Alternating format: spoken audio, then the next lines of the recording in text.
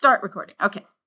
So the effective nuclear charge is the net charge felt by the valence electron. So what we have is let's take a look at lithium just for an example here. Okay? We are going to, whenever we're talking about the effective nuclear charge, we are talking about what charge does this electron feel, this valence electron. Okay? Now, remember, positive attracts negative, and negative does what to negative? Pushes away. So what we have is we have this little electron, the red electron on the outside, and it is being pushed away from the nucleus by 2 core electrons. Yes? These guys push.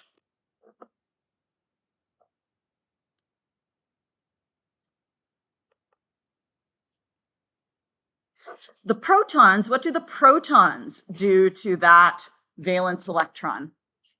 They attract, so they pull. So the 3 protons pull, and the 2 core electrons push. So overall, what is that valence electron feeling? Is it feeling push or is it feeling pull? Overall. It's got 2 pushes and 3 pulls. So it is overall feeling a 1+ pull. Yes? And so we say the effective nuclear charge is +1. It is as though if we were to combine the core electrons and the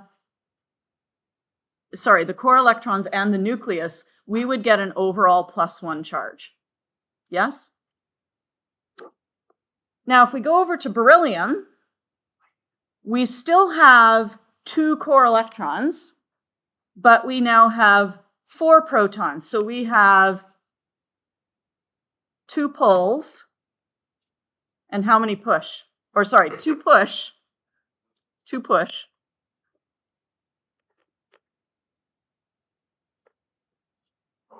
And how many pulls? 4 pulls. So overall,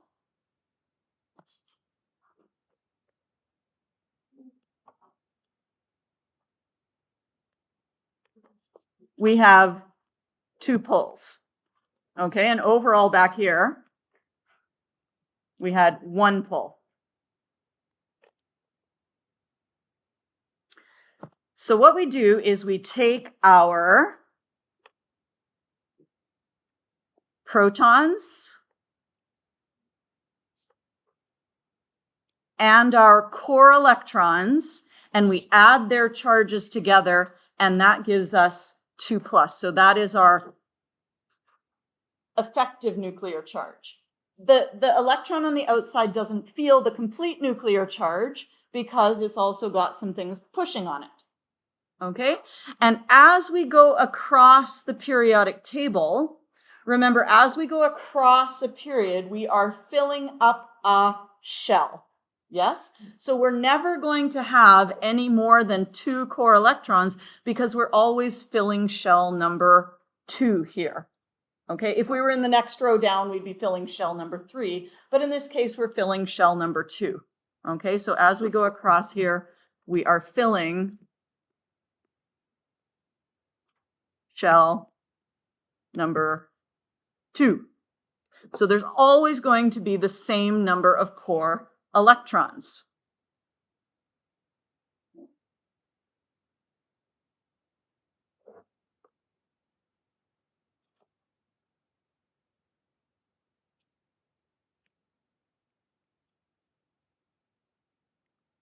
In a period, the number of core electrons is always the same.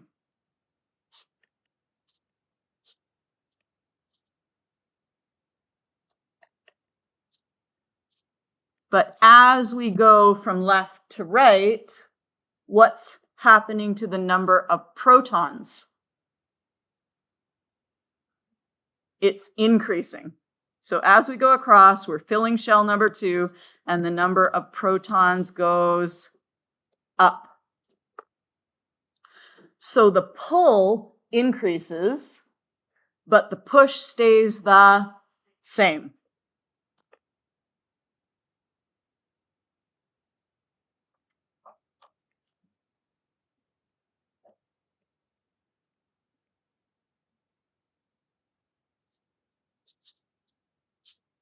So that effective nuclear charge, which is just the combination of the push and the pull, gets bigger as we go across. So we go from having a +1 effective nuclear charge to having a +2, +3, +4, all the way over to +8 with neon. Yes? Okay. And that's just always summed up here, because as we go across a period, the number of protons increases because the atomic number is increasing. Therefore, the attraction is increasing. The number of occupied shells stays the same, and therefore the number of core electrons stays the same, which means the electron-electron repulsion stays the same.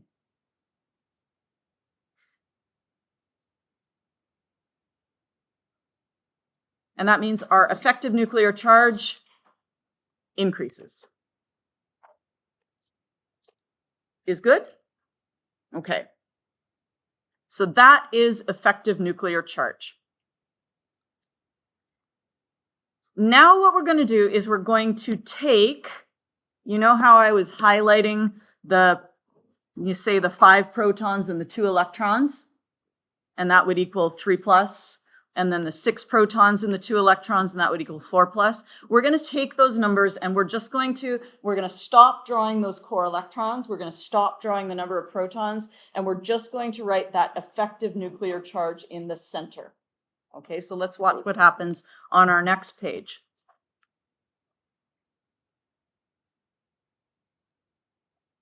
Okay, so right here, this number here is the Zeff. So we have combined the protons and the core electrons.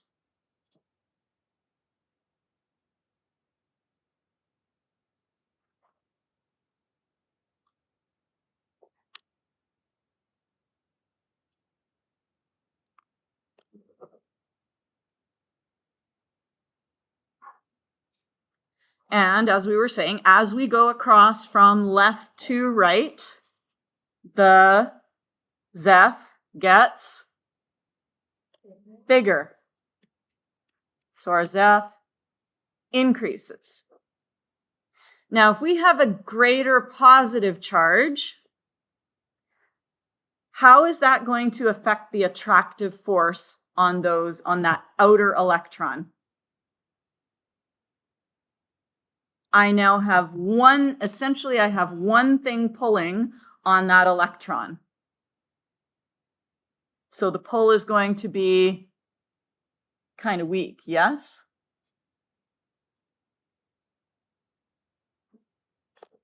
But if I have 2 things pulling on an electron,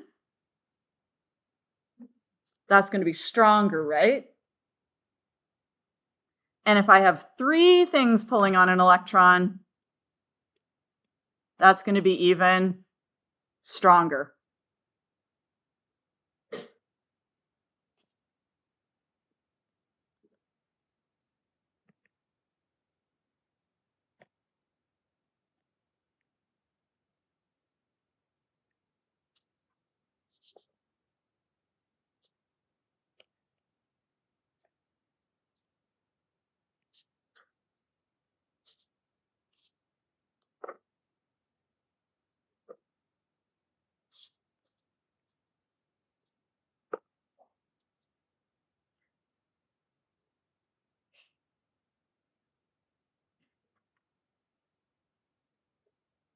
So what do you see happening as the pulling force is getting stronger? What is happening to that valence shell?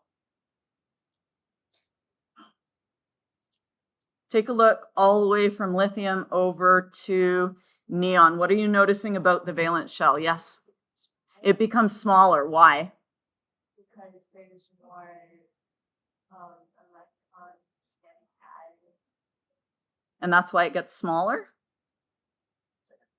It's like it pulls. If it pulls? There's more Zeff. There's more Zeff. Each of the electrons gets pulled by the amount of the Zeff in there, so it shrinks in size. Yes. Yes, John, did you want to add anything to that? Yeah, the pulling force is stronger, so it's going to pull the electrons in tighter. Yes? Pulling force gets stronger, therefore the electrons are pulled in tighter.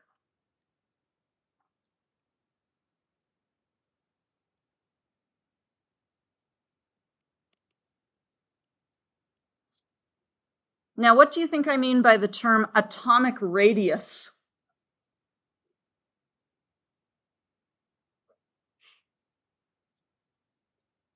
Yeah. How big is the atom, right? Like atomic radius?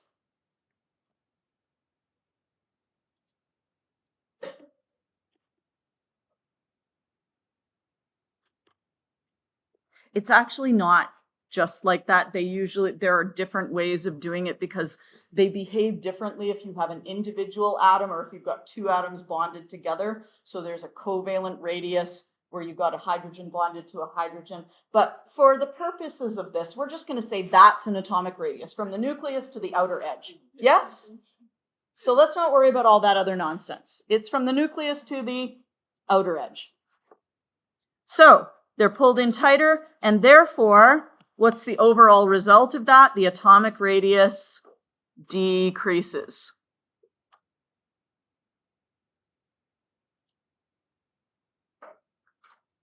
So this is our first venture into periodic trends.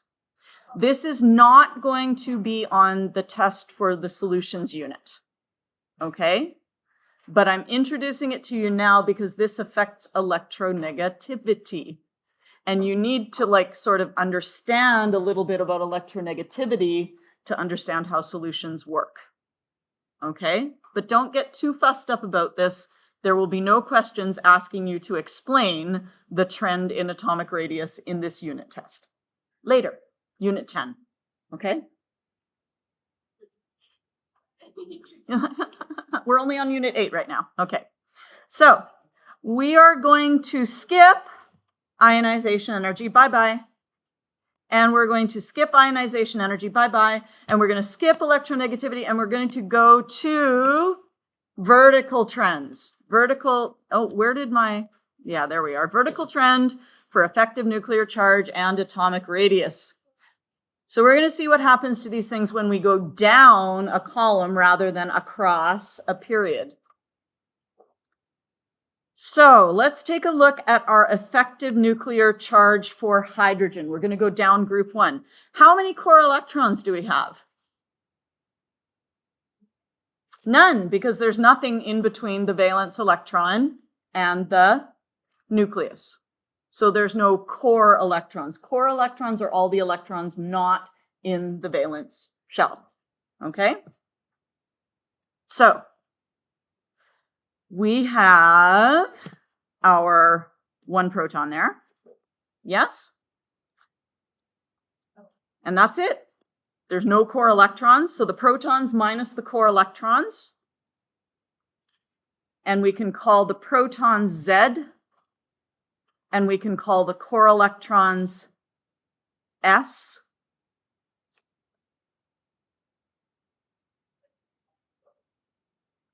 The reason for Z, I don't know why they chose to give the number, the atomic number, the letter Z. That's what they call it. Okay, that's just the atomic number. S, I think S stands for shielding. Because basically what's happening is that you've got core electrons in between the nucleus and the outer electron, so it shields that outer electron from feeling the full force. Okay, so I think that's where the S comes from. The core electrons kind of provide a shield to that outer electron from feeling the full force of the nuclear charge. Is good? Okay.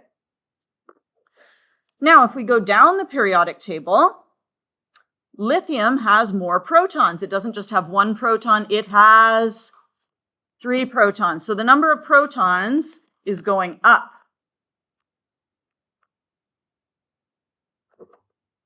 However, what else has changed? The core electrons have also gone up.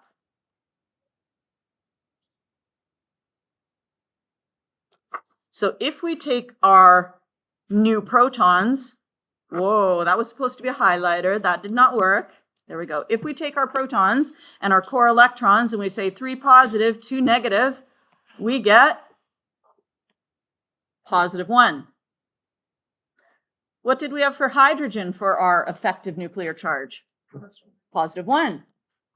Lithium is +1. Jonah, are you on your phone? You're looking at, well, don't look at them now. Sodium. Oh, guess what? More protons, but also more core electrons, because every time we go down, we add a new shell. Yes, a new occupied shell. So as we go down, the number of occupied shells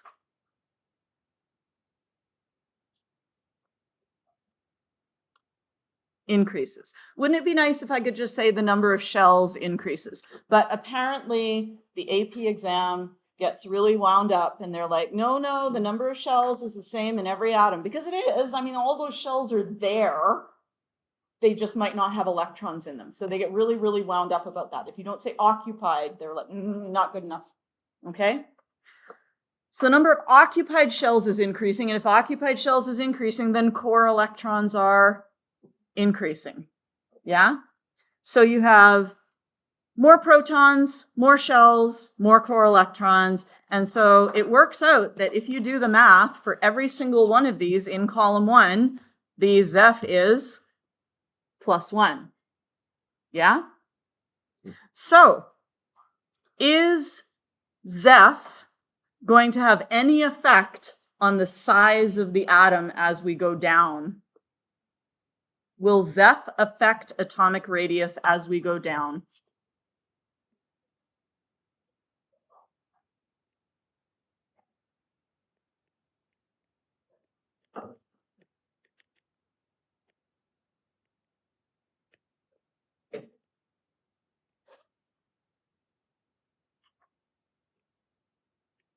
Chat with your neighbor about that. You're like, I have no neighbor, and so sad.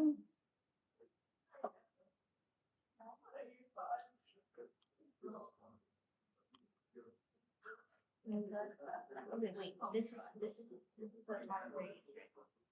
right here. The question is Zeff affecting it? This was left.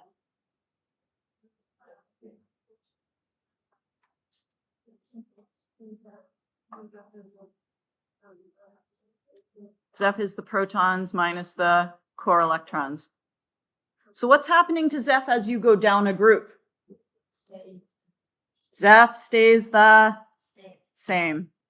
So will it have any noticeable effect on the atomic radius? No, since it stays the same.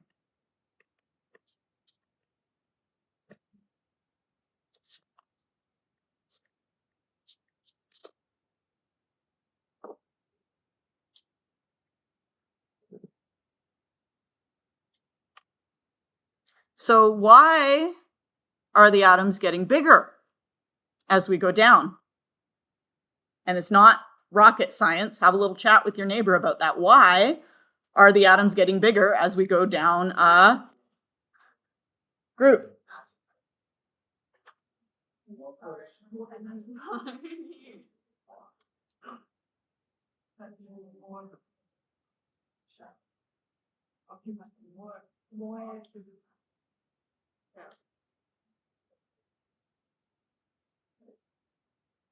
Because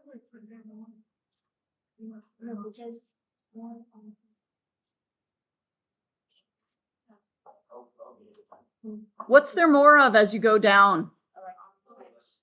There's more occupied shells. And what is true about each subsequent shell?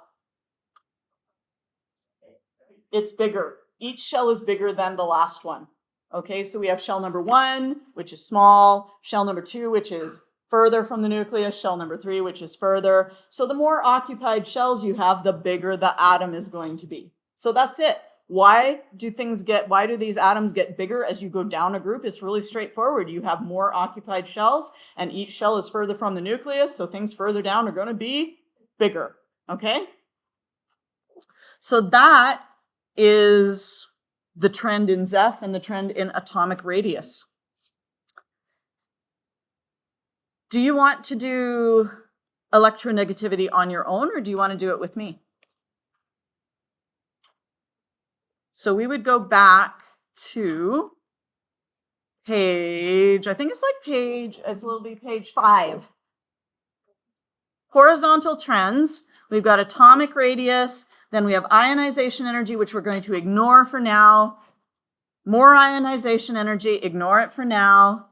And then we're going to go to electronegativity. Okay? Horizontal trend in electronegativity. What is electronegativity? Ability of a nucleus to pull bonding electrons towards itself. So what we have here is at our top right corner, this is a dot, that's 1.0. This right here is the electronegativity.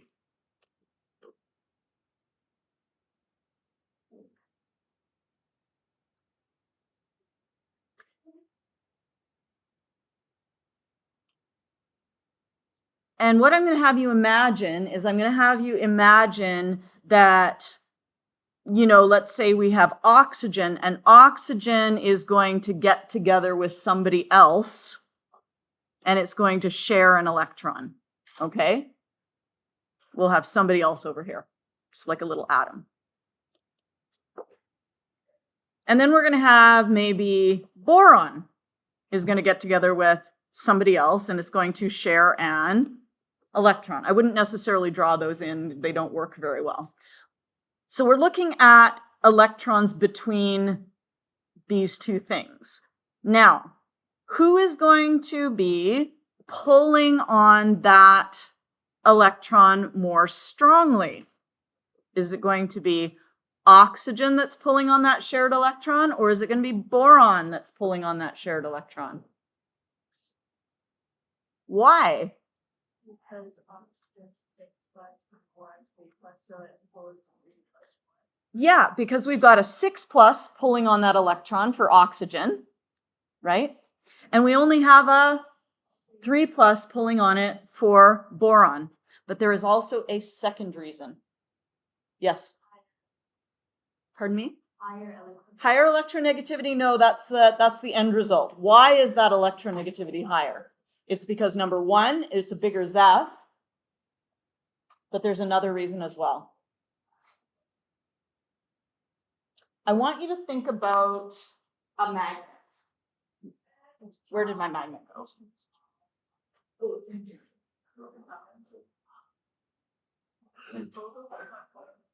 This is a pretty strong magnet, okay? Yeah. If I hold it a finger away from the board, and I let go, it jumps to the board. Yes? What if I put it 2 fingers away? Oh, no, no more. Okay? What has happened to the magnetic force as I move it further away from the board? What's happening to it? It's getting weaker. Yes?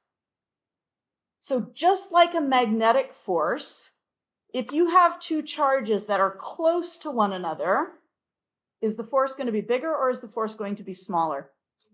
It's going to be bigger. And what do you notice about this electron here? And it's proximity to the nucleus compared with, say, boron?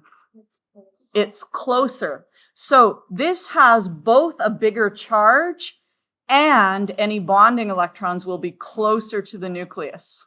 So both those factors make it pull on electrons better. And it is that pull on electrons that gives you the electronegativity. Okay? So that's why oxygen's electronegativity is bigger than boron's. And if you look at, say, lithium and you compare it to oxygen, look how huge that is, yes? Do you remember what happened to this when it got too far away? Yeah. Yes? And what if there was like another board over here and it was like pulling on it really well? Like this would just end up all the way over there. So lithium has only a +1 pull and its electron would be far away. So that's why when you have a bond between lithium and oxygen, say, lithium gives its electron completely to oxygen because oxygen is just so much better at pulling it and you end up with an ionic bond. Yeah?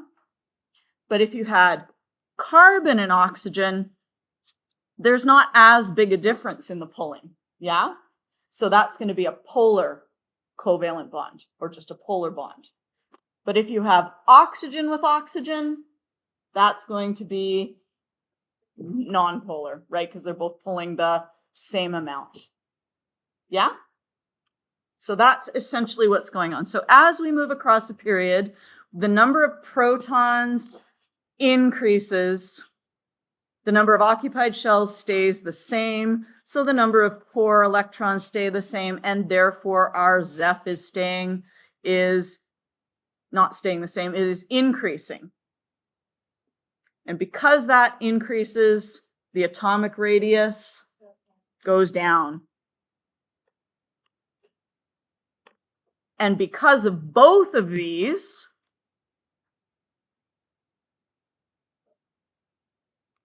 we get that electrostatic attraction is bigger, because the bigger the charge, the bigger the attraction.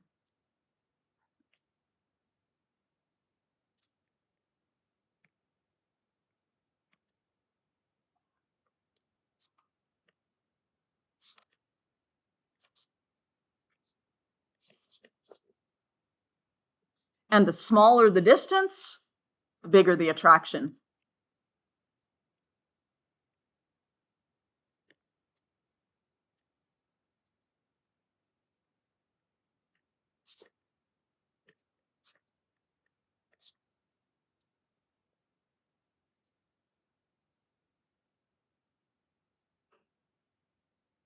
Is good? Okay.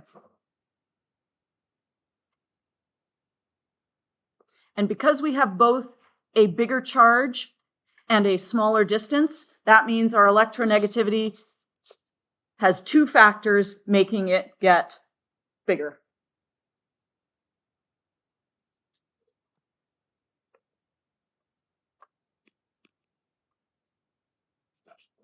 Okay, so that's going across.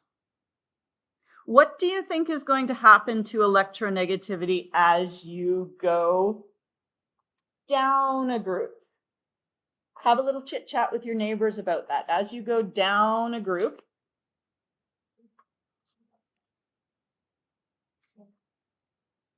you can take a look at this one again, the vertical trends in. Wouldn't it follow the one of it? Because like under lithium, there was sodium, and there's a +1. Yeah. So you don't have to worry about actual values. They're just sort of there to like just be approximate. But what would the trend be as you go down? Would it get bigger? Would it get smaller? Would it stay the same? So let's take a look at this. If you've got hydrogen and it's pulling in on its one electron, right? If we had another electron come in and try to bond with it, right? We've got 1+, but it's really close to the nucleus. Yeah? As we go down to lithium, we have 1 plus, but because there's more shells, any electron coming in would be much further from the nucleus. Yes? Sodium, we have a 1 plus pull, and that electron is even further from the nucleus. So how is that pulling force going as we go down? It becomes weaker and weaker and weaker because although the charge stays the same, the distance of those bonding electrons gets further and further. And as the distance gets bigger, the attractive force gets weaker. Yeah? And we can actually see that on the next page here, not the next one, but the very last page.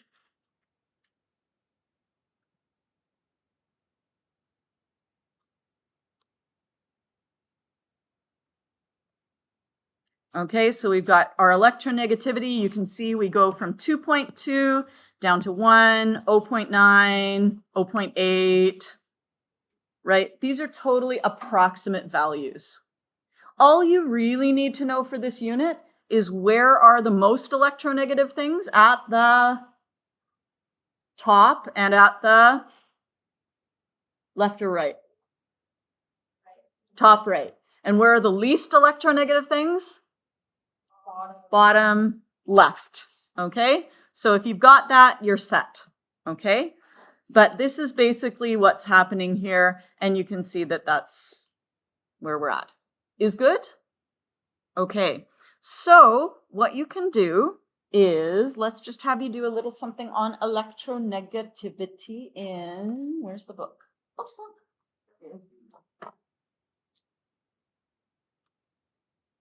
You can feel free, if you want to read pages 33 to 36, or you can just try page 37. Okay?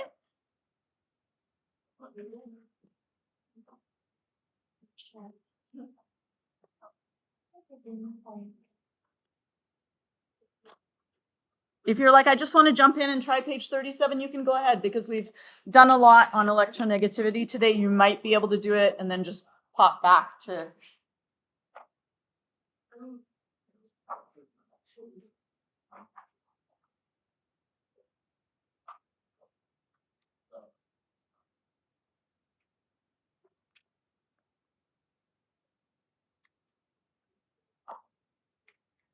Your test is not tomorrow.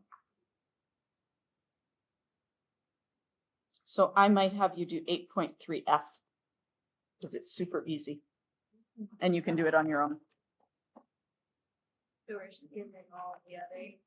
Yeah.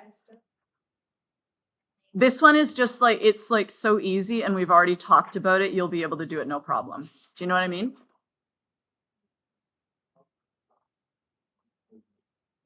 You'll look at it and you'll be like, wow, that was easy.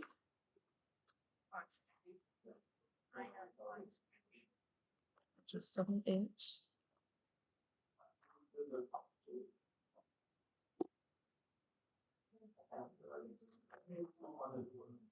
Page 78 to 80, but only do numbers 1, 3, and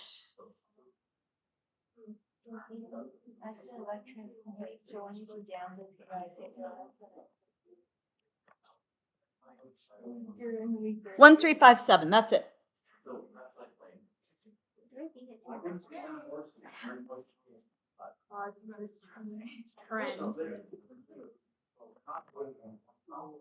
This book does not want to stay properly, does it? It wants to come apart. Yeah.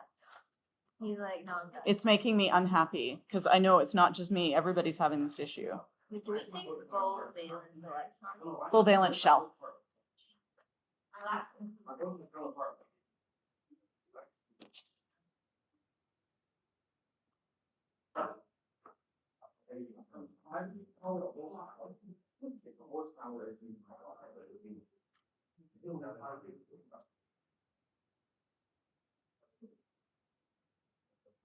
There's somebody in physics, very one who sits here and it's fairly similar. You don't actually look that similar, but you're fairly similar. So every time I see him, I think it's you. And I'm like, no, it's not.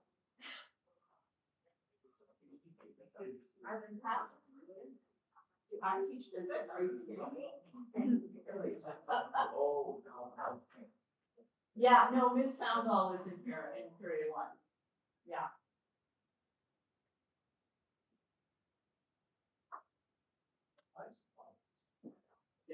Oh, literally, that's actually, I mean, just don't worry about it. Who made this? Yeah, let's just. That's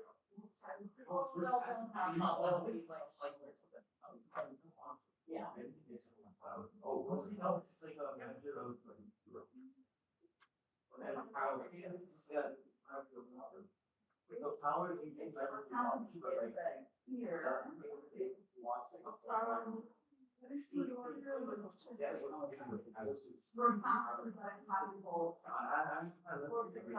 So what do we see as the prop?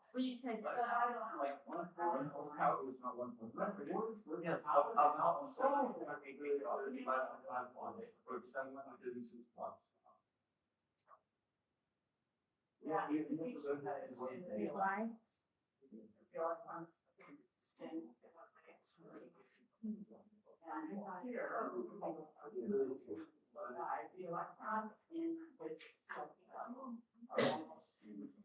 The atomic radius? This is the, wait. When you go across it?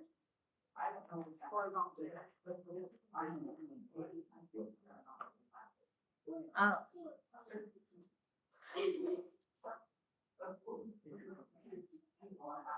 For this test? Why? Chapter 5 is in Oh, no. Chapter 6 is 7 is top. Because 6 is just